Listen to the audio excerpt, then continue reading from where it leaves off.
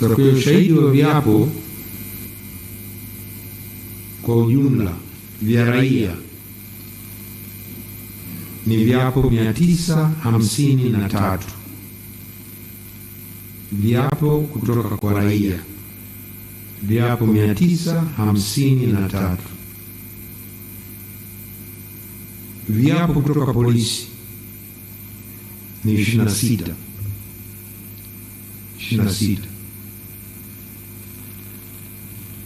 Kwa kitu kingine tulotegemea pia ni madodoso kwa njia ya mtandao au madodoso kwa watu kupewa na kujaza. Tulipata madodoso 4891 ambayo yalikuwa na maswali maalum. Kila dodoso na swali maalum inahusiana na hadithi za rejea ambazo tulizopewa. Lakini pia tumetegemea sana mikutano ya hadhara na mikutano na makundi maalum. Tumefanya mikutano mingi ya hadhara kwenye mikoa yote 11 tuliyotembea, tuliozuru, lakini pia na makundi maalum, makundi 201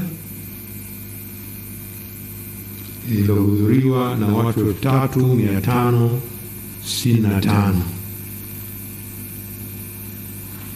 Kwa hiyo hatukutegemea ushahidi mkubwa kutoka polisi, pamoja na kwamba polisi na kilichotokea ni swala la uvunjifu wa amani, na sheria ya polisi na wasaidizi sura 300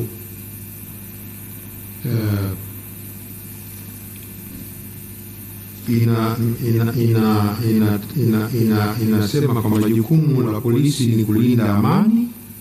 Kifungu cha 5, kulinda amani,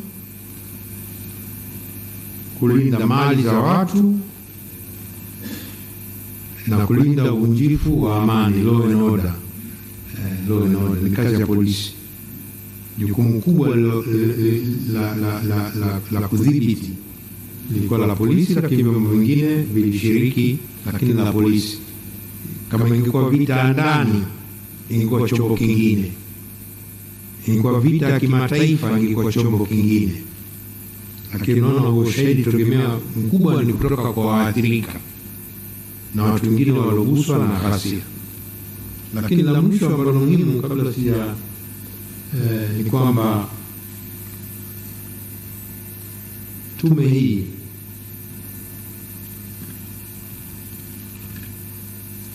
imekutana ana kwa ana na watu 6505.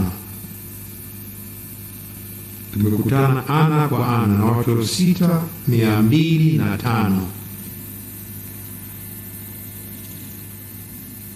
Sasa nyinyi siku hizi mnatumia simu ya viganja,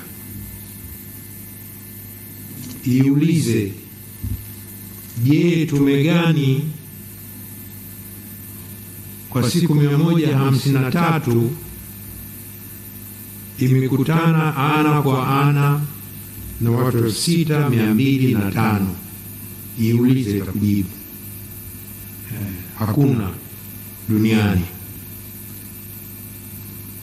Sisi kwa siku 153 kwa siku tumesikiliza mashahidi na kuhojiana na watu 40 kwa siku, kwa siku moja. Jumla ya watu ambao tumefanya mawasiliano nayo kwenye kipindi hichi ni zaidi ya 63,000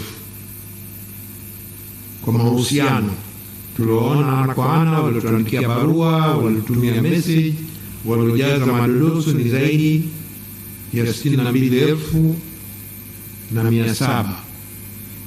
Na kama nilivyosema wakati na kabidhi ripoti, ni sawa sawa kwa wakazi wote wanaoishi Bagamoyo au wanaoishi Tukuyu au wote wanaoishi mji wa Korogwe ndio watu ambao tumegusana nao na itokee tume.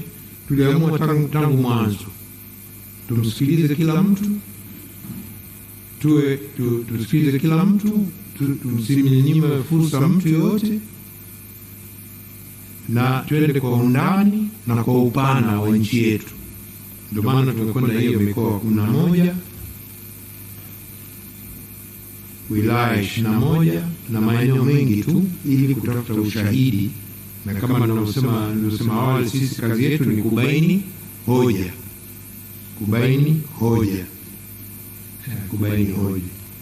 Kwa hiyo nimesema hii utangulizi, lakini nimruhusu nimwalike Profesa Juma ambaye kama mnafahamu alikuwa mjumbe wa tume ile ya Jaji Kipenga iliyosikiliza tuhuma za mauaji ambazo zinahusu wale wachimba madini hapa Dar es Salaam, na alikuwa mjumbe, na kwa bahati nzuri mjumbe wa tume hii. Aelezee kidogo kuhusu hizi tume za uchunguzi yetu ikoje, tume za kimataifa zinakuaje, kwa sababu bado